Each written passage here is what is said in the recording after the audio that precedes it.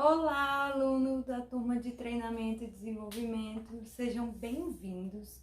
Eu sou a tutora Verônica e hoje a gente vai fazer uma revisão dos principais conceitos da disciplina, né?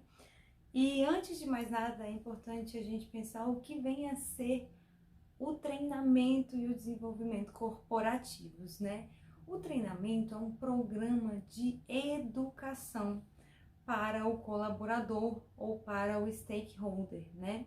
É um programa em que você ensina a pessoa a fazer o trabalho dela ou você oferece conhecimentos que podem tornar este profissional ou este parceiro mais integrado com a própria produção da corporação. Então, é uma estratégia organizacional para a ampliação dos resultados ou para a melhoria da qualidade corporativa, né?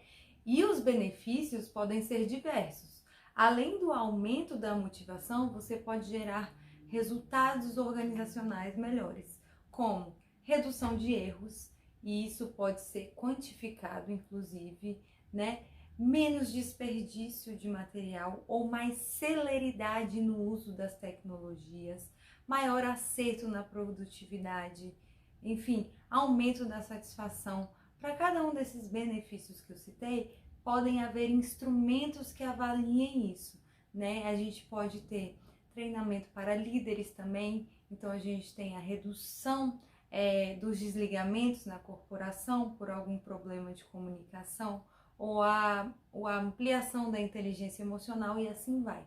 Dentre esses benefícios, a gente vai avaliando para ir promovendo ajustes tanto no programa de educação, quanto às vezes no conhecimento oferecido, enfim.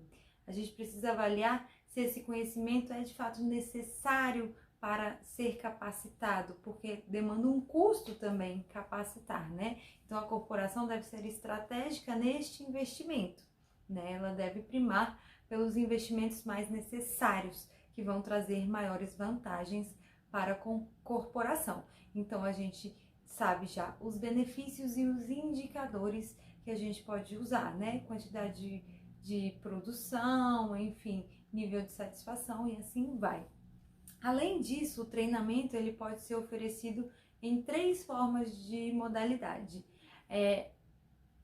presencial, à distância e misto, né? Ou semi-presencial. No presencial, o aprendiz está dentro da sala de aula ou dentro do simulador, ou dentro, inclusive, da área de trabalho dele, mas presencialmente aprendendo com o professor, o orientador ou o mentor do lado, né?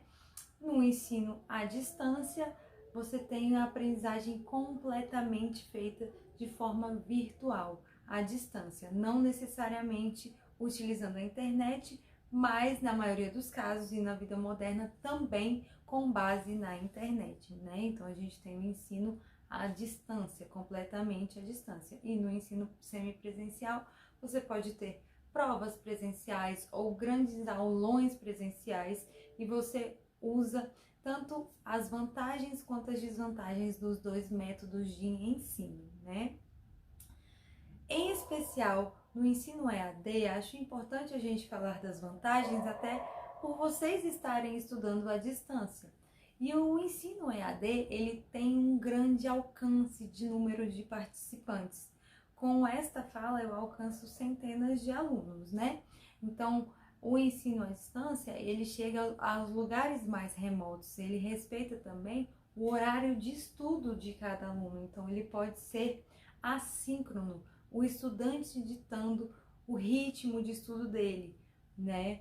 O ensino à distância, inclusive, depois de aplicado, depois do investimento inicial na tecnologia, ele pode vir a ser mais barato, tanto para quem fornece quanto para quem recebe o conhecimento, correto?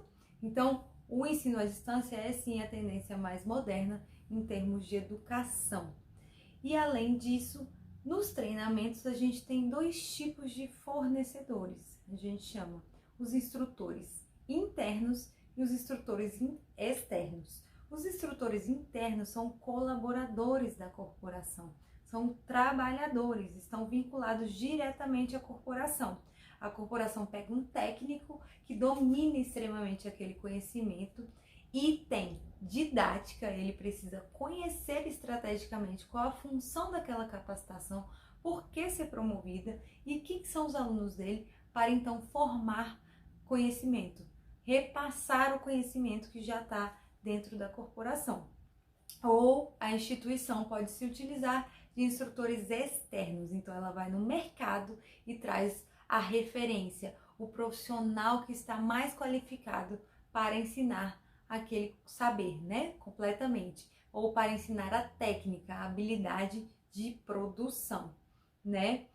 E aí, quando você faz o treinamento e o desenvolvimento, você tem adaptações de resultados corporativos mesmo, né?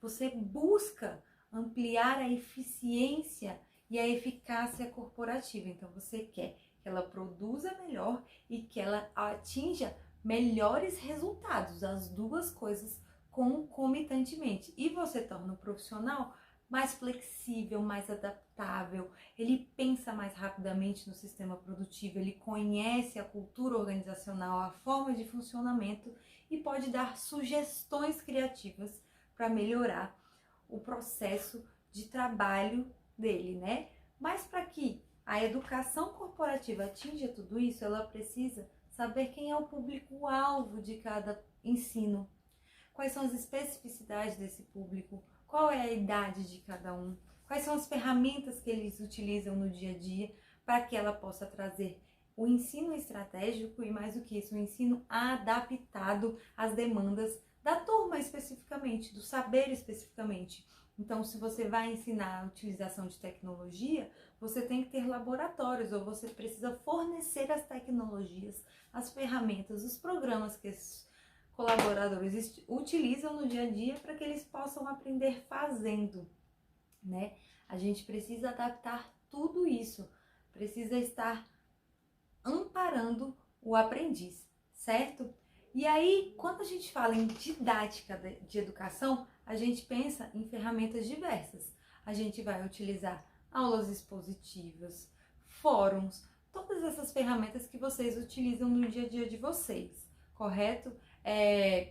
Aulões, palestras, simuladores, enfim, as ferramentas distintas. E o que acontece em geral? Ah, mas e se eu tiver um aluno com alguma necessidade específica ou algum aluno com deficiência? Eu posso utilizar slides? Eu posso utilizar sons?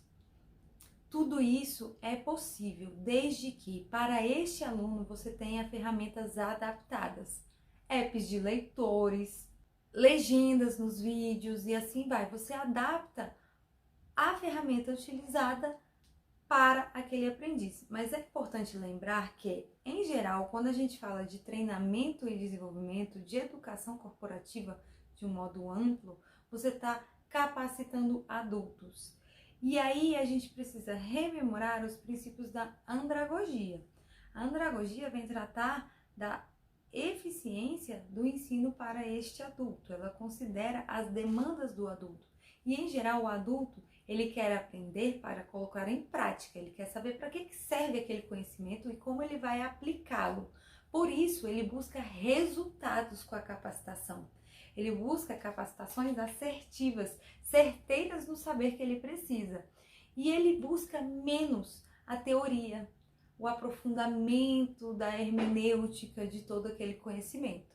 Em geral é assim. Além disso, o adulto ele quer ferramentas que ele possa utilizar de imediato. Ele não quer fazer longas leituras para que depois ele chegue nessas ferramentas, correto? Então a andragogia vem trazer tudo isso. É preciso adaptar o ensino para as demandas do adulto.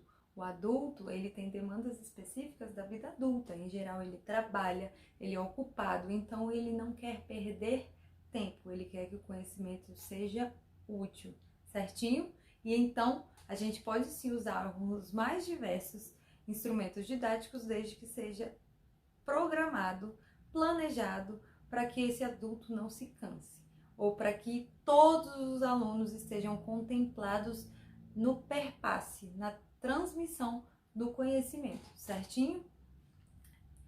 É importante também a gente conhecer que existe uma diferença técnica quando a gente fala em treinamento e educação corporativa. Quando a gente está tratando de treinamento, ele é parte da educação corporativa, ele é uma das possibilidades da educação corporativa, mas ele serve especificamente para treinar o profissional para desenvolver uma tarefa. Ele está voltado para o cargo, para o desenvolvimento de uma habilidade específica de produção. Quando a gente fala em educação corporativa, a gente já fala do âmbito do desenvolvimento global do ser humano, certo? Então, a corporação vai pensar uma trilha de aprendizagem, um plano de ensino completo com a educação corporativa, certo? Ela vai formar o ser humano em ética, em teorias, enfim, em conhecimentos que possam agregar no plano da criatividade desse sujeito para que ele tenha soluções diversas e gerais para o trabalho dele. Então, tecnicamente, existe uma diferença entre treinamento e educação corporativa, mas a educação corporativa abarca também o treinamento como uma estratégia de ensino, certinho? E aí, depois que a gente planeja, na verdade, que a gente levanta a necessidade de capacitação, planeja a aplicabilidade dessa capacitação, treina, a gente tem a avaliação do treinamento, que pode se dar em 5 níveis: avaliação de reação, avaliação de aprendizagem. Então, a primeira, de reação, ela vai entender se o aprendiz se adaptou ou não, se ele gostou ou não da capacitação, o que ele sentiu a priori. A avaliação de aprendizagem é uma avaliação de conhecimento ou de aplicação. Então, você faz a avaliação da absorção do saber mesmo, por meio de provas, enfim, por meio de testes práticos e assim vai. Logo depois dessas duas, a gente tem uma avaliação de comportamento. O profissional sai da sala de aula e retorna ao campo de trabalho dele, ao setting de produção mesmo. E ali a gente vai avaliar se o comportamento produtivo dele melhorou, se os erros foram reduzidos, se ele se tornou mais rápido no manejo das ferramentas e assim vai. Então isso é aplicação em comportamento. É um comportamento visível, é a prática, é o resultado mesmo do dia a dia. Logo depois, o quarto nível é a avaliação de resultados. Quando a gente fala em resultados, a gente está falando em resultados corporativos, tá? Então a gente vai fazer uma análise da corporação após ela oferecer essa sequência de capacitações. Como? Quantidade de vendas aumentou? Os clientes estão mais satisfeitos? Os gestores estão tendo menos problema de comunicação? E assim vai. Percebam que são resultados maiores, não em termos de aplicabilidade na rotina do trabalhador, mas em termos de resultados corporativos mesmo, no alcance da corporação, na melhoria da qualidade e dos resultados do retorno para a corporação. E o quinto nível da avaliação desse treinamento é a avaliação do retorno do investimento. Esse nível de avaliação é mais complexo, abarca não apenas os resultados, mas considera tudo aquilo que a corporação investiu em termos financeiros mesmo, econômicos, para ver se os resultados estão superando esses investimentos. Assim, é possível avaliar todo o sistema de educação e ir adaptando, melhorando, tornando ele mais certeiro na formação desses profissionais. E aí, com tudo isso, com todo esse sistema estratégico, a corporação cresce, o colaborador cresce e ambos ficam mais satisfeitos, porque problemas institucionais vão sendo resolvidos. Há um espaço de educação mesmo, de formação, inclusive, do ser humano. Certinho? Espero ter colaborado. Tenham bons resultados. Até a próxima. Abraço!